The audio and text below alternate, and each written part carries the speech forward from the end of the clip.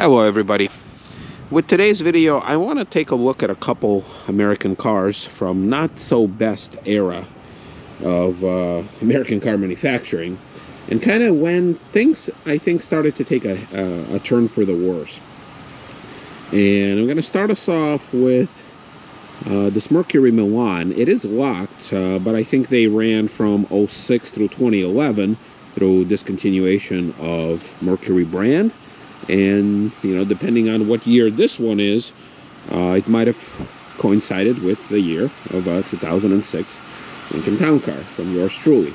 And I'm sorry this Mazda is in the way. I think I'm in the back of a Mazda store right now. So, and I wanted to take a look because, so we're going to start us off with this Mercury Milan, and then there's going to be another Chevy Impala that we're going to look at right around from the same era. And this one is locked, but then the Impala is unlocked. So let's take a look here. So let's ignore the fact that there's something happening right here with the grill. There's some damage happened to the trim. And look, somebody built a snowman, or a woman, I guess. I don't know what gender this thing is, right next to it. So that's nice. So let's take a look. So first of all, I want to start us off by saying, you know, I think Mercury Milan is actually pretty attractive. But I also don't think that they've done enough to distinguish it from the Ford Fusion. Now, I know they were trying, so they got this spoiler thing. So this is a Milan Premier, and I'm sorry, it is totally covered with snow, but obviously, not snow, but like salt. We had a lot of snowstorms here in Illinois, as you can see from all these piles that were plowed away. Yeah, anyway, so obviously the salt is everywhere, including on my own car.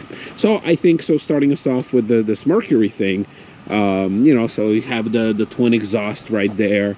Probably, you know, they stuck either larger or more fancier wheels, this being a Mercury versus Ford. The interior, let's see. Now this particular one, you have tan leather, like a dual two-tone color, have black and tan, whatever you guys can see, and whatever you can't, I'll try to fill in. You have, this being a Premier, you have sunroof, I think, although I'm sure it was optional. But yeah, you probably have heated seats, which I think I see a button there. No big screens, though. It's got a tiny little slit of a display for the radio. And then up front, I know they've changed a little bit.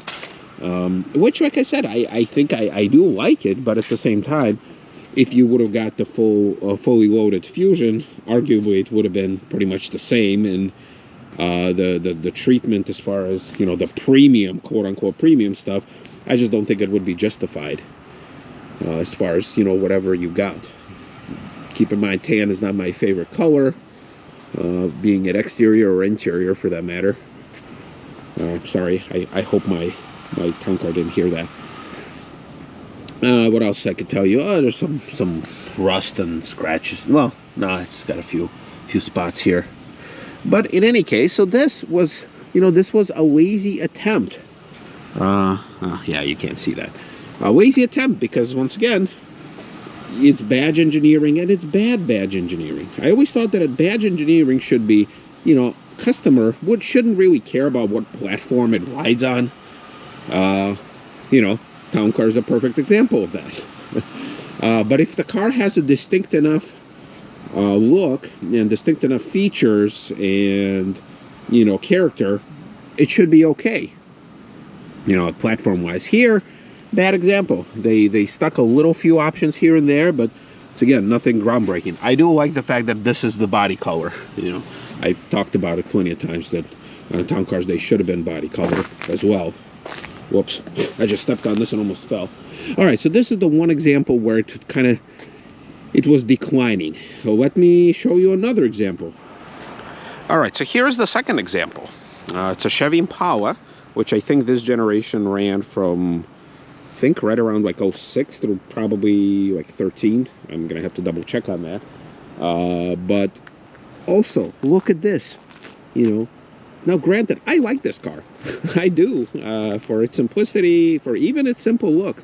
But for the most part, people didn't buy this car probably because of it's so bland, you know. And Even for Chevy, like, you know, they could have done better. They could have done better than this. And also, you know, this particular one is not in my favorite color. I would like to see this thing in black or even silver. But still, you know, that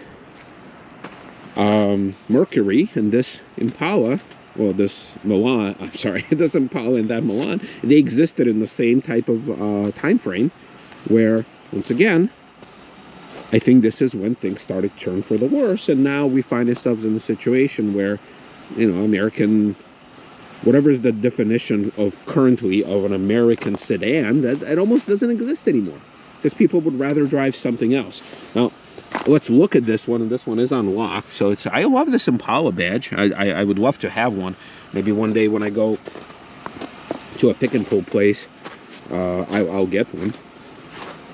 Yeah, like they did dumb stuff, like put this GM badge. Like, what does that mean? Like, are you proud of this vehicle? Are you saying that, you know, you have to put this badge on so, because people can confuse it for any number of cars, you know? So I'm kind of talking from a perspective of a would-be buyer, and not the person who would still like this car for what it is. So this particular one is 2007. Okay, perfect. So it's a year younger than this. All right, so let's look inside. Okay, it's not the cleanest thing, but in general, this is kind of what I'm talking about. And keep in mind, I like this car. You know, okay, so the plasticky wood, okay, but there's zero style. You have black plastic with chromey handle. You have two-tone color, which is interesting. But still, I think most people would not call this thing beautiful. Let's look at the inside. So it's got about what? I don't know if I should be sitting in it. It's not, it's pretty nasty. If you look at all this is probably a trade-in. So, oh, I think on these, if I remember correctly, if I close the door and then open it up again, I think the mileage would show up. Yep, 120,000. So it's not that old mileage-wise. It's actually a year younger than this one. It's got, okay, so it's got like, what, 17,000 miles more than my car. But look, a lot of the old school styling, you have the foot pedal, okay, traction control here, auto lights, wipers. Okay, so I do like this design of a steering wheel. Still kind of on the older side, but this one is leather wrapped too. I never understood why these cars, you could never have your PRND here. Like this never lit up or anything. It's always like on there. This dash, I find it beautiful, just for the record. Most people would say that this stereo system and this whole climate control with blank switches where you would put your heated seat buttons there.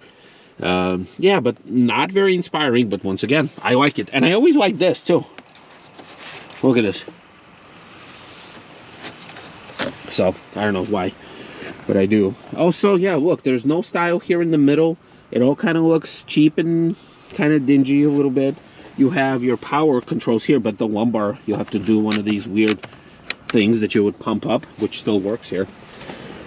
Yeah, so what I'm trying to, the point that I'm trying to make is that I think this is when American car manufacturers kind of stopped caring. And despite the fact that I know these seats are very comfy, but a lot of people would look at this and be like, ah, you know, I'd rather buy a Camry.